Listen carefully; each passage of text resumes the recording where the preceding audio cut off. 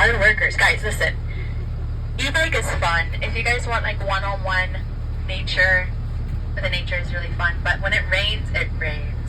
And also, our terrain makes it really hard. So like you can also fall easily and get injured. But if you're good at riding e-bikes, I suggest you do it. Everybody, when he comes up, say Aloha AJ. Aloha, AJ. Yeah, aloha. Some bikes, guys. Oh, okay. And then Christian's gonna come up. So in a little bit, say Aloha, Christian. Aloha. 1, 2, right now, say Aloha, Christian. A little bit of side fun for you guys. Alrighty, folks. So welcome into our valley of Ka'ava. Okay, so a lot of movies have been filmed over here. A lot of TV series as well. Very much like that sign right there. We're just gonna see where a movie was filmed just by the sign. So nothing major. But a plus to that, guys, is that it shows you what the true Hawaii really looks like. The true countryside, okay? Because a lot of us are staying over Waikiki, and some of us west side, right? Like Ko'olina. You don't really see this natural beauty as much over there. So one of the things to be thankful for.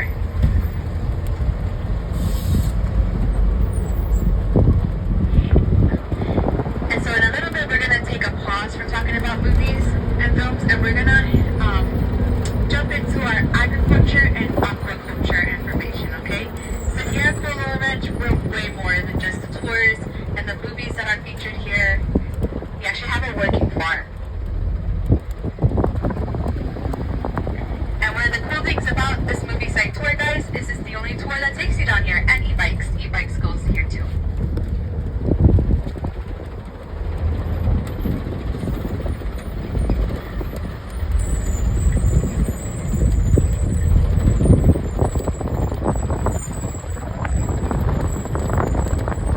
Was that not too fast for you guys? Good? It's actually a lot harder driving these things than you think.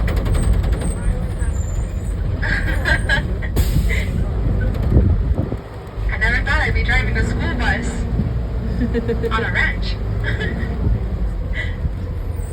Alrighty guys, welcome to our agriculture center over here.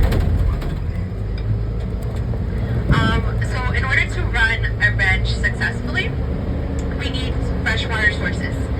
So throughout this area, you're going to see a lot of freshwater sources, and it actually provides water to our smaller animals like our chickens, our piglets, our sheep, which we do have, our rabbits, and some other animals it provides that for. So it's pretty cool.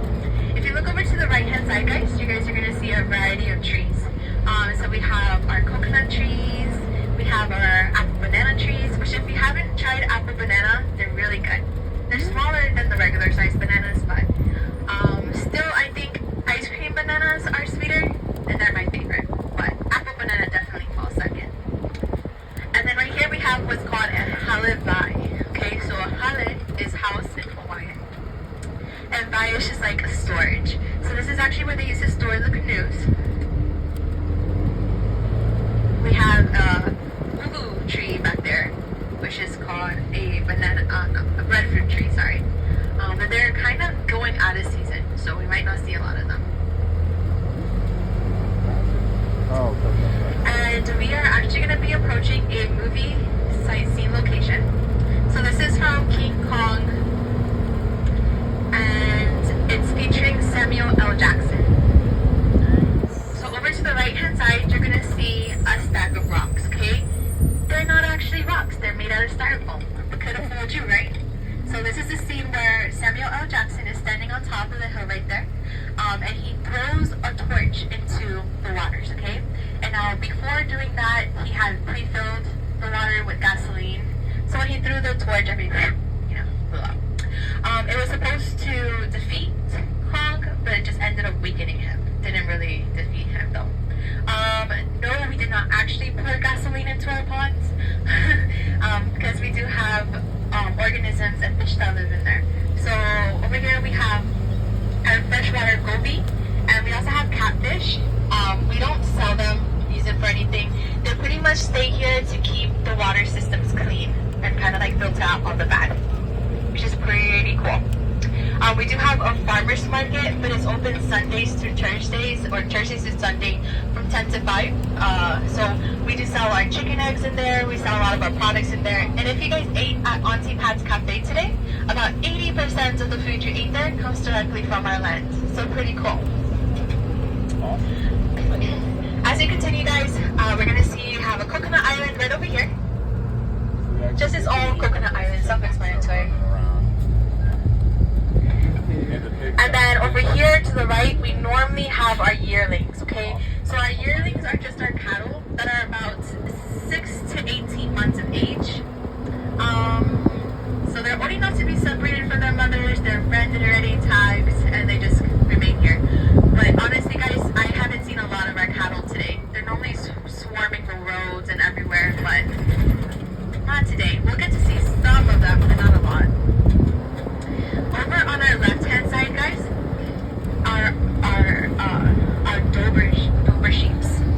So our Dober sheeps comes from South Africa, and they adjust to climate changes pretty well. Okay. One of the cool things about these sheeps over here is that they shed their own wool. Okay, it just falls off of them. So very low maintenance for us. We don't really have to do much, and they're super cute. They're super cuddly and super friendly. Okay, so normally when you come up here, they'll run to you, but they're just grazing away. So we have some babies in there too, but they're super cute.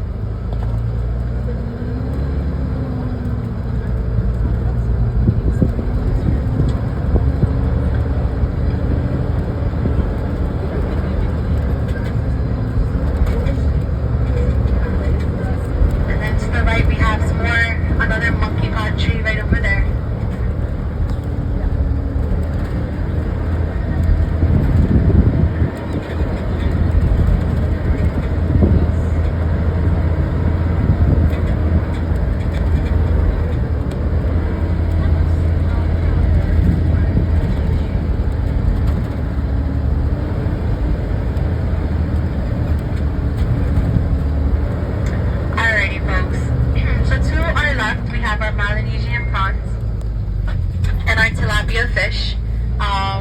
So if you guys see the bubbles coming up, those are they're normally our shrimp. When you see bubbles coming in and out, and we have goby fish in there as well.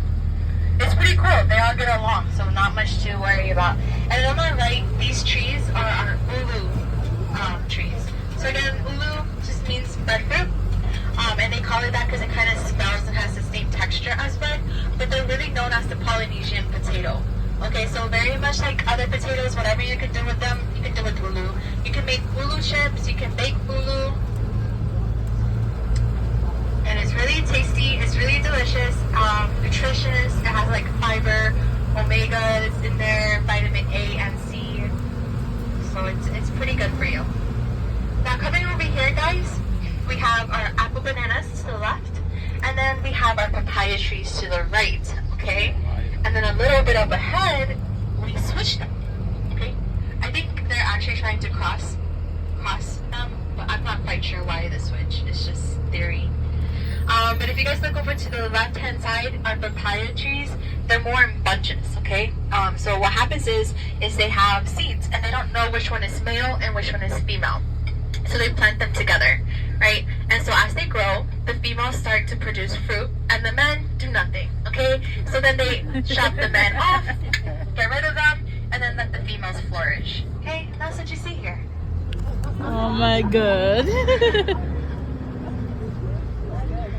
And then coming up here, guys, we have our piglets, okay? Now, we have this Jumanji sign right here because this is actually the barn that was used in that movie set where Ruby Roundhouse did her dance fighting skill. This is the barn she did that in. So there's different cars in there, and and they had like helicopters and choppers in there too.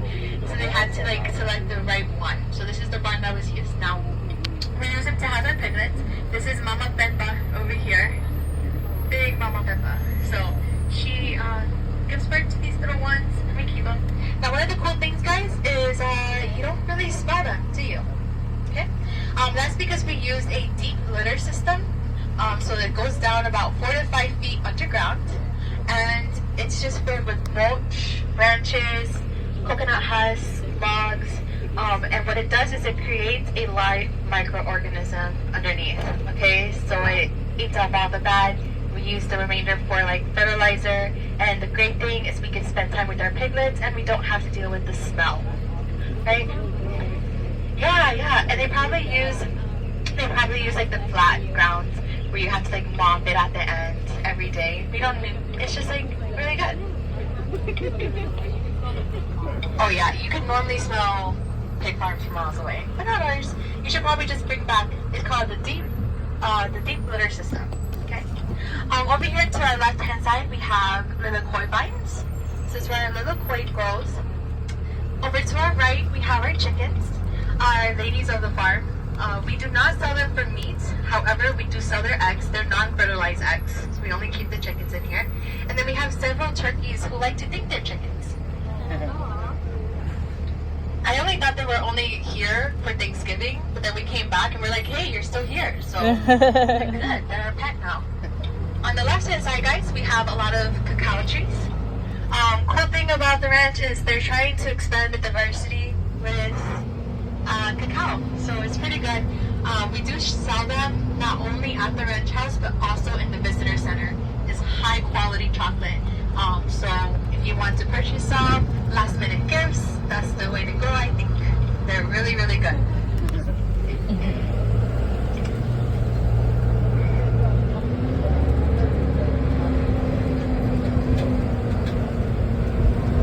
Alrighty, and now we're entering our agriculture center. So we do have like educational classes and courses and stuff that we offer. So this is where it happens. We have a lot of our plants and our vegetables over here. If you look over to the right hand side, you're gonna see that cactus looking like plant. That's our dragon fruit plant. Okay. So we have 2 different dragon fruits that we grow here. One of them is red and one of them is yellow. The red one is not so sweet. It's mainly used for like drinks and stuff to kind of give it a little bit of flavor of that. The yellow one is sweet. If you guys look over here, this is our noni tree. Can you guys say noni? Noni? Noni means no eat. Okay? I'm just kidding. Our noni trees, these fruits are, they help heal. So like if you ever have a cut, you just crack them open and spread it on it, and it helps the healing process a lot. If you're ever sick, you can drink it or eat it. But guys, there's nothing that smells worse than this. Alright? They stink really bad. Yeah. And they taste horrible. But they're good for you. Hey, I don't know. So we have some more on the right, dragon fruit, papaya trees, more cacao trees in the back. Aloha. Alrighty guys, so that wraps up our agriculture and aquaculture center over here. We are now going to be entering the Valley of Ka'aga, also known as Jurassic Valley. So a lot of movies have been filmed here, including Windtalkers, Jurassic World, Jurassic Park. So pretty cool. What I'm going to do is I'm going to stop right here, allow you guys to take pictures of this beautiful mountain over here. And while we do that, I'm going to go ahead and talk to you guys about the other mountains that are in front of us.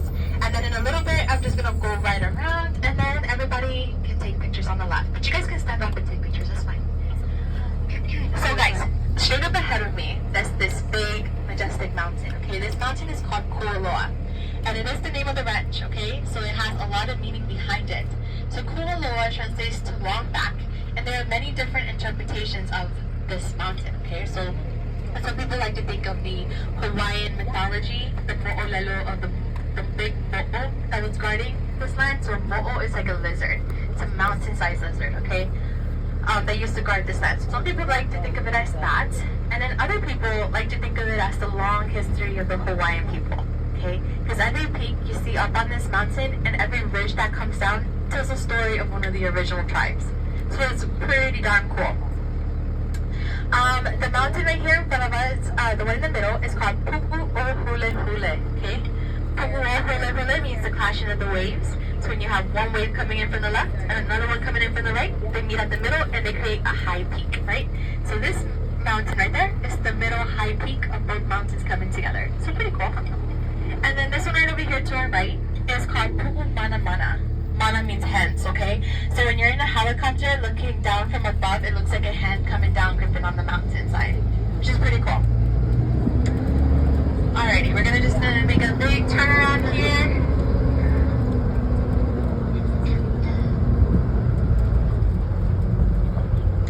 And now we're gonna be facing this side of the valley. So this right here, guys, is called a moai. Okay, and National Geographic actually made like a 4-minute documentation on it. So in Easter Island, there are a lot of moais, okay? And they're huge. Like this moai right here is probably just the size of a head. And one of the original ones. And no one knows who made them. And no one knows who moved them or how, okay? So they came up with this theory of there are 5 different logical ways that it could have been moved, and this is what we think, okay? So it's on YouTube. It's called Walking with the Giants, okay? It's not on Disney Plus. You would think it would be, because they have a National Geographic section there, but it is not.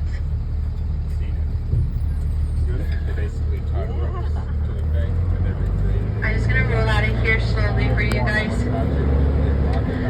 Moving along, this valley might look very familiar to you guys, okay? When we were back in the Battery Cooper bunker, remember what is that called? Like that truck car thing that's there that Owen drove, Chris Pratt, he drove it right over here in this valley. So it's in Jurassic World where all the Gallimimus dinosaurs are surrounding it. This is what happened here. And these mountains might look very familiar to you also because the monorail was CGI to go around it. So pretty cool. Speaking of Jurassic, let's go ahead and jump into Jurassic Park. Okay. So Jurassic Park was actually filmed in the island of Kauai. A lot of people think it was majority filmed here, but it was not. Only 1% of that movie was filmed here. Okay. So it was filmed in Kauai.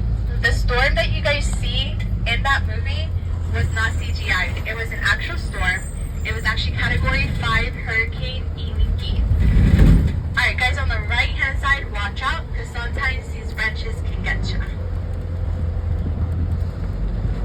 But not today, right? Not today. You guys are good?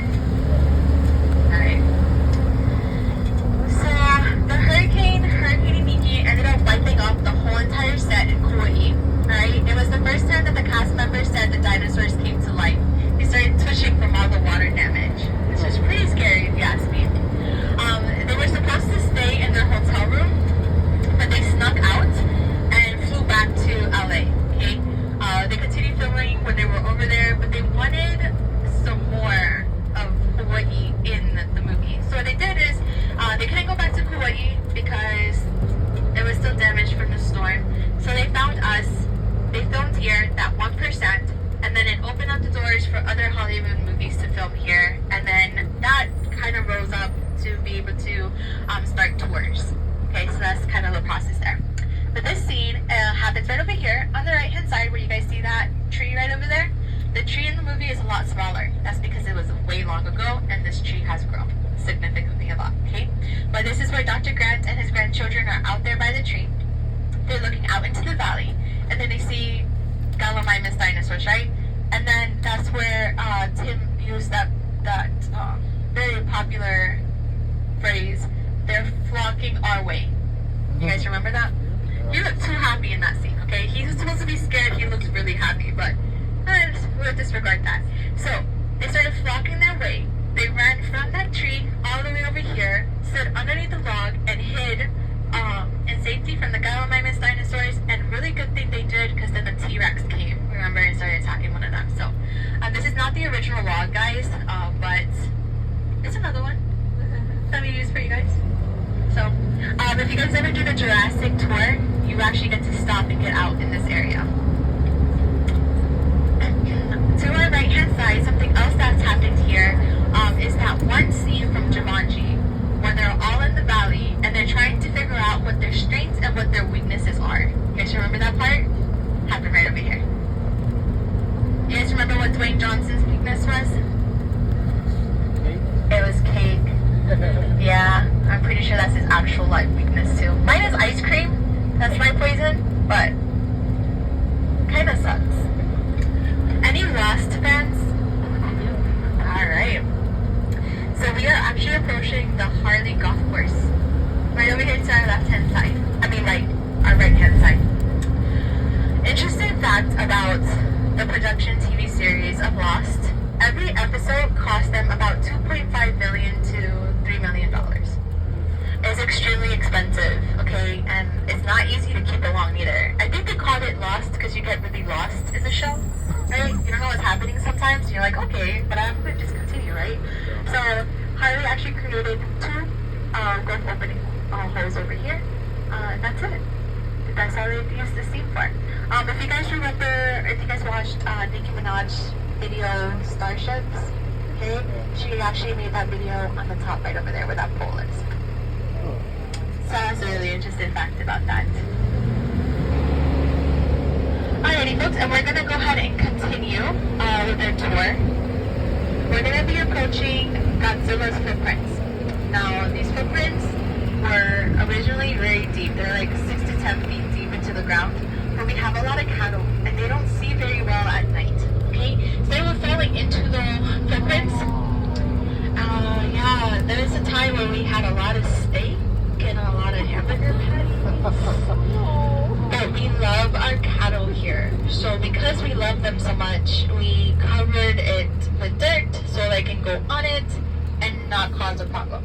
But they don't go on it too often now. I think they just like the thrill. Falling in and being saved afterwards, or really not.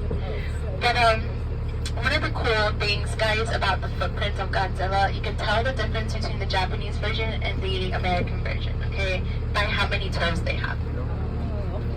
If I'm not mistaken, the Japanese version has 4, right? Okay, and then the American version has 3. Okay. For those of you guys who have not watched this movie, you're not really missing out much because I haven't really heard great things about it. But hey, we still have it here for you guys. Alrighty, and then coming up ahead, we have 2 more to our left-hand side.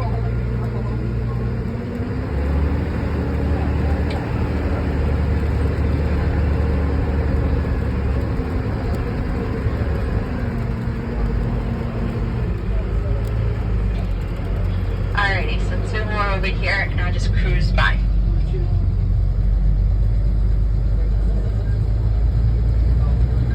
This is amazing weather right now, right? Earlier it was like sitting in a sauna hot. Interesting fact about Hawaii, guys. If you carry an umbrella with you, it's gonna feel completely different, okay? So open that bad boy up, and then you have cool air is fine. Close it up, and now you're hot again, so.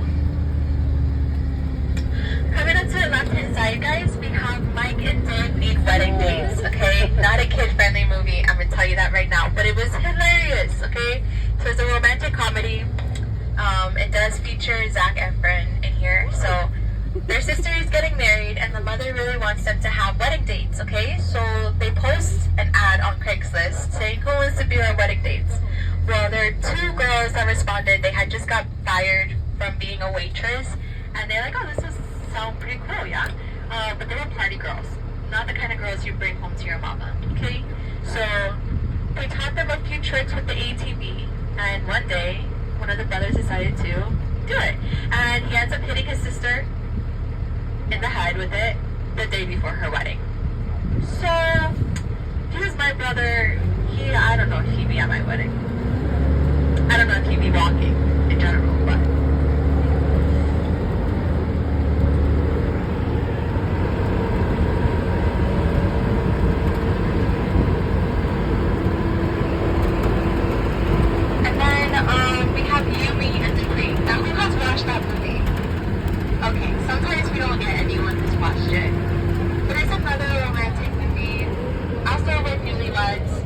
their best man was supposed to come to them and instead ended up in the wrong place, landed right here on this strip, which, by the way, you cannot do.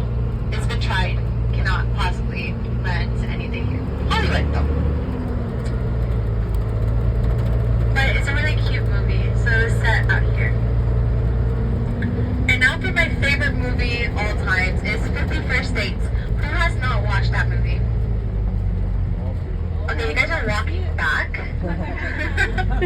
I'm just kidding, guys. Homework for you before you leave Hawaii, okay?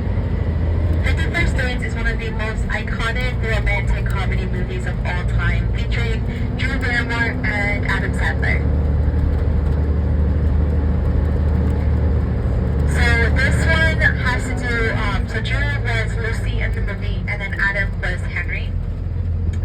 And so Henry tried to make Lucy fall in love with him all the time. Like, he had a date with her, but Lucy has short-term memory loss, so she doesn't remember. So he tries different creative ways every single time to get her attention. So it's super cute. This is the road that was mainly used for that movie. So this is the road where the penguin right here almost got run over. Okay. And Ula, you guys remember Rob Schneider? Yeah. Yeah, got beat up with the bat. Yeah, I should probably start carrying one so we can reenact that scene. No, guys, safety. But yeah, it's pretty cool. A lot of times our cattle actually leans on it and tries to knock it down, and so it gets knocked down and then they have to fix it. I can tell you how many times they had to fix that side. So, if you guys look over to the right-hand side, you're gonna see those 6 coconut trees, right, on that hill. That is the movie set location for Jumanji. So we saw the barn is out of Pickery, but it was right over here on top of that hill. So, in that scene, Ruby is this awkward girl who doesn't really know how to flirt. She's not really social like that. And so she tries to flirt, it goes over the guy's head, and then she starts dance fighting, okay? So ladies, when the flirt doesn't go through, we fight, okay? That's how we do it. If you don't know how to do either of them, I don't know what to tell you. But that was right over here. And then we have Windtalkers, okay? Now, not a lot of people have watched that movie, and it's an extremely high production film. Who here has watched it? I normally get like 1 or 2. You see, you're the only one. So this is the only movie to ever buy off our tours, okay? And they did it for 3 to 4 days, alright? And the reason why they did that is because they actually used real-life bombings and ammunition. Okay, they worked hand in hand with the military to dispose of all of it properly. They only told us they were going to use about 8. They ended up using over 240 explosives. Okay, so yeah, we don't do that anymore. But if you like Nicolas Cage and you like older style war movies, that's the movie for you. Okay, it is about the decoding in the war. So they use the secret Navajo language to keep it from the Japanese. So it's pretty cool. And then over here, guys, to the right, we have another scene from Triple Frontier.